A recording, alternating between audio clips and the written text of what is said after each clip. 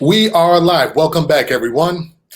I hope you're enjoying this conference as much as I am. This has been an incredible session, and we have no intention on slowing things down. In fact, coming to us live from Atlanta by way of Nashville is an Air Force combat vet, Top Gun. He's been developing in the developing world since 2013, and among his many accomplishments, he's been featured in Wired magazine. He is the founder of Vets Who Code, and that's been in existence now since 2014. And he was invited to the White House to meet with former President Barack Obama. So you didn't come to hear me. I'm going to turn it over now to our guest. Honored to hear from him, Jerome Hardaway. Take it away, please. Thank you. Yeah, Top Gun was Navy, but I won't hold that against you. Sorry for that. So I apologize, guys. I just touched down in Atlanta, so you might hear like dings and stuff going on. I mean, they put all my stuff on Do Not Disturb. Sorry for that in advance. But the talk we're here today to talk about is Combat to Code, the Vets Who Code story, and how everybody's blowing me up right now. I'm sorry. How Vets Who Code, how we've trained over 250 veterans on how to use software engineering and get jobs 100% free. Before we start, I want to make sure you guys know we stand with you as veteran community with Black Lives Matter. We understand the value of Black lives, no more personally than myself. I've been there as both African American and a veteran on the front lines, been to protests, seen the battles. People don't understand the things that we've done for this country. But I see you guys, especially the Generation Z guys out there. They're going full Dracarys out there. We are comfortable being in the back seat, and I'll be the guy with the bail money and in the hiring manager position while when you guys are ready to step up to the big boy jobs. Trigger warning, combat veteran, I speak in acronyms and F-bombs. I apologize in advance for anything that I do to upset anyone here. I'm not trying to piss y'all off. And if I say anything y'all don't understand, just let me know. As I said in the chat, the host will let me know in Q&A. We'll be able to talk through that. About me, they call me Captain America of the Web. Long story short, U.S. Air Force combat veteran. I was security forces, trained in the Phoenix Raven program, actually signed up for some outside the wire missions because I did not want to spend my career at a gate. So I did some really cool, what I like to say, hood shit with my friends from my country. And you won't see a lot of pictures floating around me because all of my stuff is like crazy action shots that, I don't want to get in trouble in the military for. So that's part of my life. Current job right now, I'm the dev advocate at Quicken Loans. We brand new team just spun out, doing a lot of cool things with the company, and hopefully start doing some cooler outward focused things. Specialize in all things JavaScript, UI, UX, software architecture, Node, Express, Happy.js. I'm falling in love with front-end architecture, and just spent a year with the CBSI team, actually, before joining this team, doing web accessibility, and those guys were awesome as well. Web dev experience is 6 years. I started my first time trying to learn how to code was 2010, right after the military, when I came back home, and everybody was like, thank you for your service, but we don't have any jobs here because it's a great recession. And I did not have options to either go be a security guard for I think $9, or go back overseas and get shot at again as a private military contractor. Didn't like any of those options. Ended up picking up a book on SQL and learning some SQL, some Postgres, and getting a job with the Department of Homeland Security because it was a little bit of database administration, a little bit of Excel. I never really counted as my first full coding job. That didn't happen until like 3 years later. Right now, when I'm not building things for money, I'm the geek at arms at Vets Who Code. That's a cooler way to say executive director because I am too young to be called executive director out here in these streets. where we retrain, retool, and relaunch veterans using the JavaScript ecosystem to help them learn how to get jobs and learn how to build things and get jobs.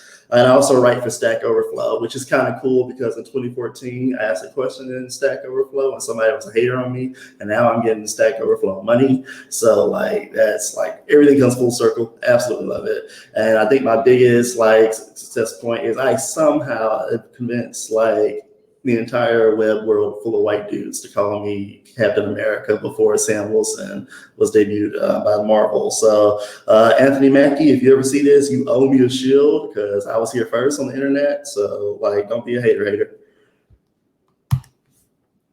Vetsu Code, let's talk about it. It's the first remote veteran-led operated 501c3 that focuses on training veterans and software engineering principles utilizing the JavaScript ecosystem for free. When I say free, I mean 100%. Our veterans, they don't pay us a solitary dime. They don't do anything when it comes to GI Bill or vet tech or any of that crazy government stuff. We chose that option because we want to move fast and be agile. And you can't do that when the government has their fingers in your nonprofit. Our current curriculum is one of the most forward-thinking curriculums out there. The syllabus is on GitHub. If you guys look at it, just just look up github.com, that's the code, and it's out there. It's full Jamstack. We absolutely love it, and it's been the curriculum for about 1.5 years, and our veterans have been using it to kick ass and take names. A little bit more about me. I've been featured in Diversity in Action, Wired Magazine, HuffPo, and a few other articles and places, like too many. I've been in this for 6 years, so it's been a minute. I spoke at OSCON. That's my favorite. Facebook was my weirdest. SignalConf, best.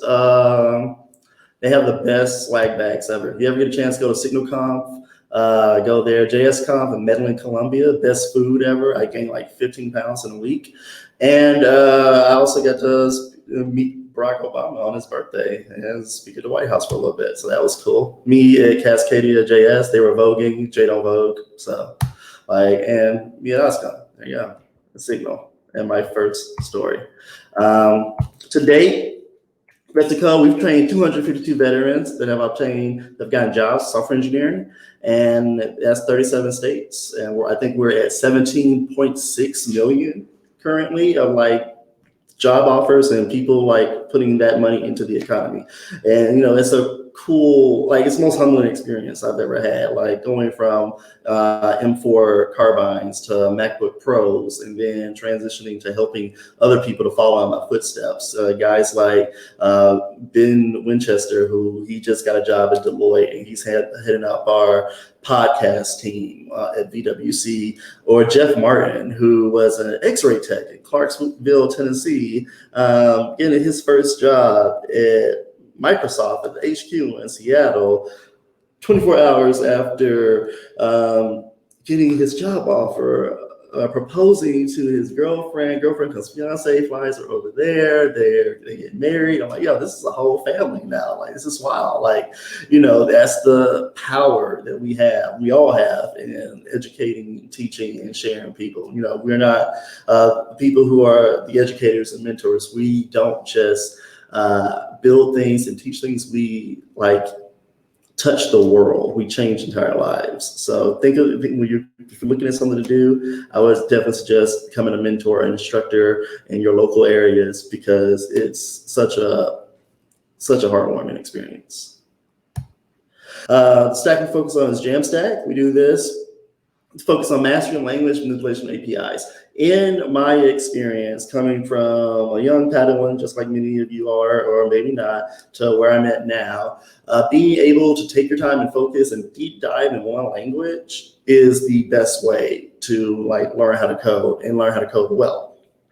Having said that, 2014, 2015, it wasn't that easy because Node was just coming out. Angular 1.x was a nightmare to work with. CoffeeScript, people were trying to do what they're doing with TypeScript now. It was just hard, right? But then comes along Jamstack, and we have this cool thing where we are able to just use markup and JavaScript and throw the APIs over the fence and have developers learn how to code while also learning how to build real products with just the APIs. You have great tools like Contentful, Netify, Gatsby, absolutely huge fan of Gatsby. Every API in the book, my favorite API currently is Marvel API because I am Captain America.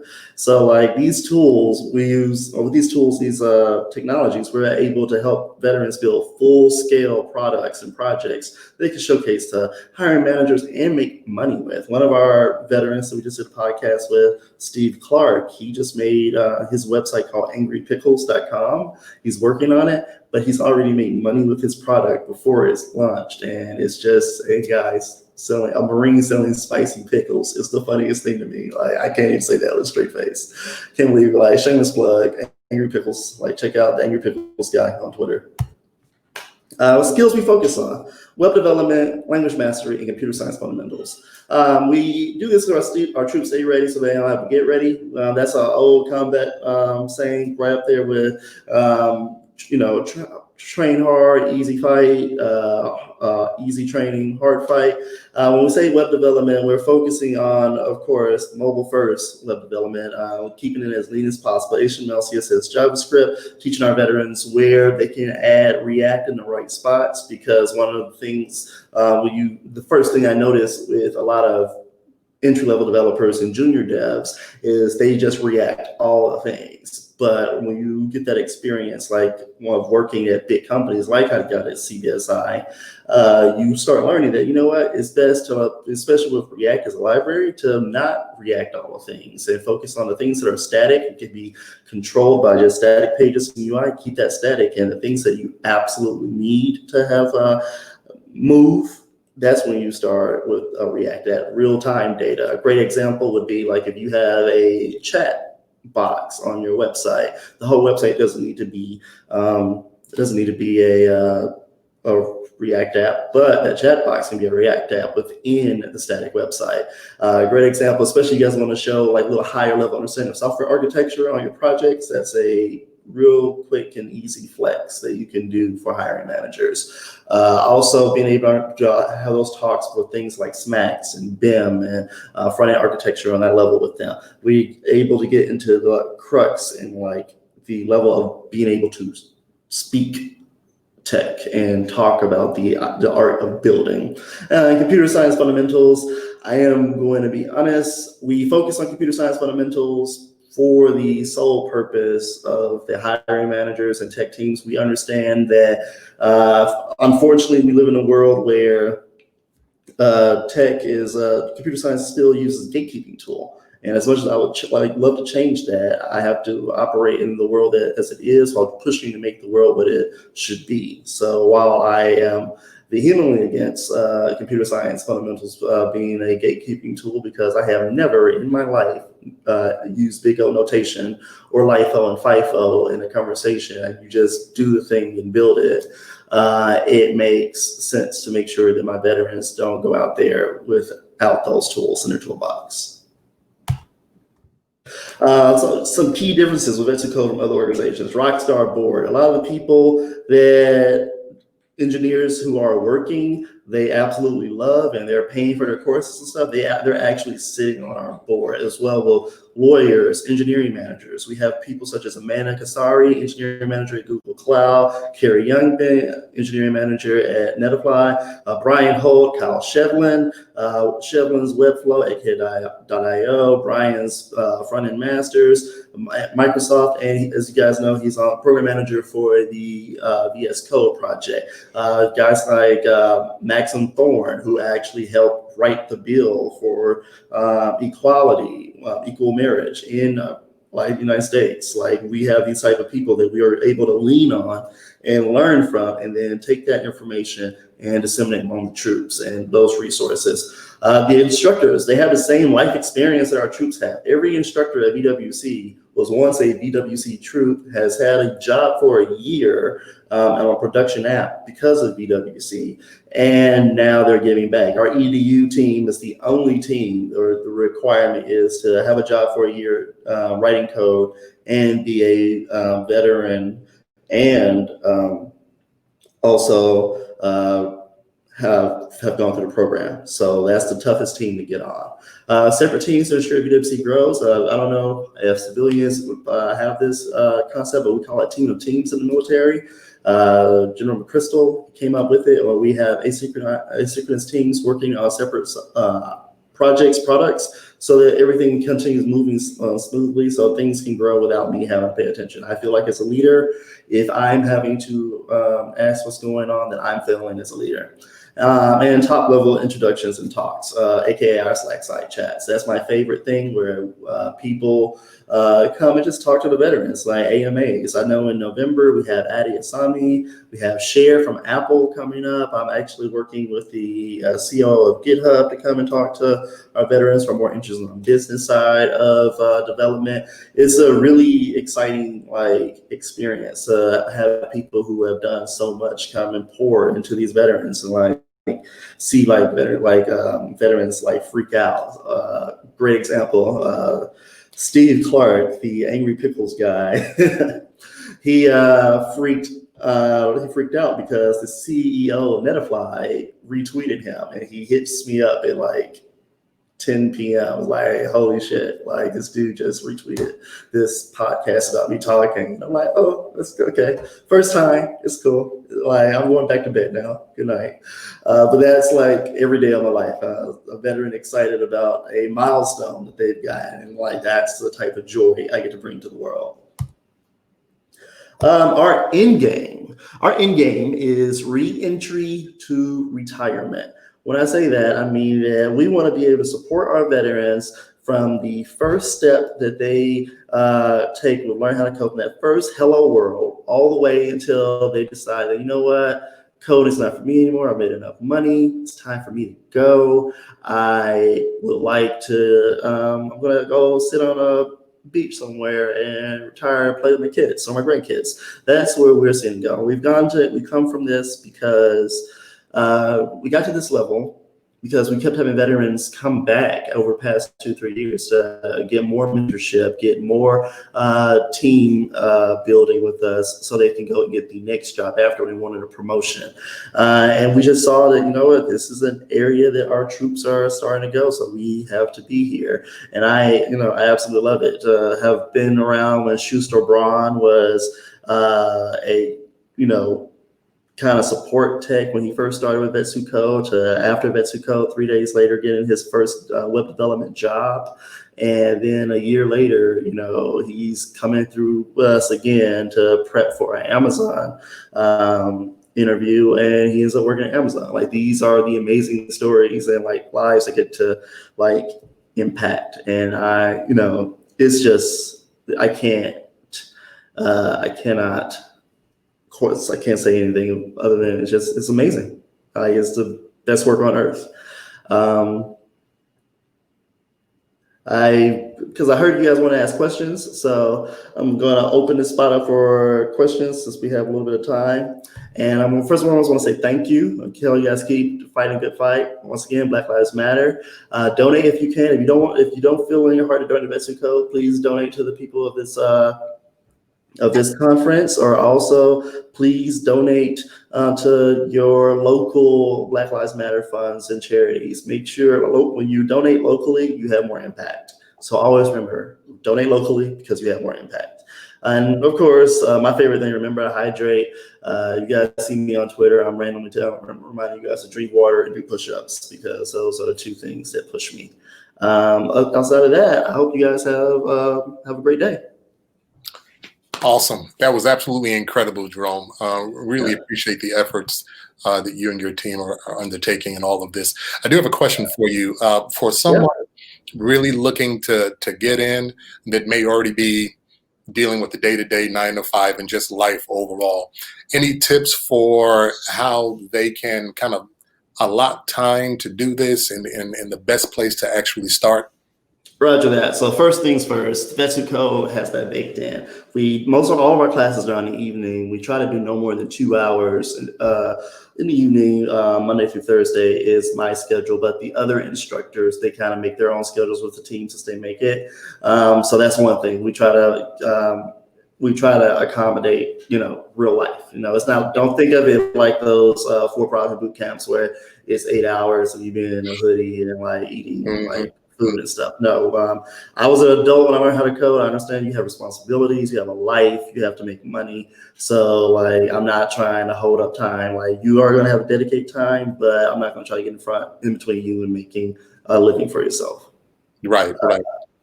You have some people that when they go down this path, they're a bit intimidated because they feel like they don't fit in.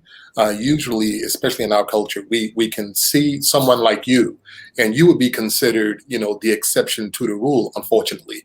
And that's because, when we look at someone like you, we don't see many of you. I went to an Amazon conference earlier this year, and I was at home. It was a feast, but I was able to count the number of people that looked like me almost on one hand, every given, a certain number of feet and such. So it's just the industry. You have, for people to actually overcome that intimidation factor. The same thing that I did, I was like, straight up, fuck it. Like, who cares? Like, all right, they're different. I'm different. They don't look like me, but I bring something to the table they can't. Like, today is a prime example. Juneteenth, you can literally look and tell that Snapchat, they do not have any minorities or people of color on their team. Want to know why? Because some idiot decided that putting chains in the background and telling you to smile to break the chains was a good idea for Black people. That's what we bring to the table. We bring an inclusive, we bring inclusivity, discipline, and just an actual creativity of being in 10 toes down in the culture versus, some designer in Stanford who's making a bunch of money yet couldn't think that, Black people, holidays, chains, probably not a good idea. Like, you don't have to watch Roots once to figure that out. But that's my thing. Like, I don't care. Like, that's their problem.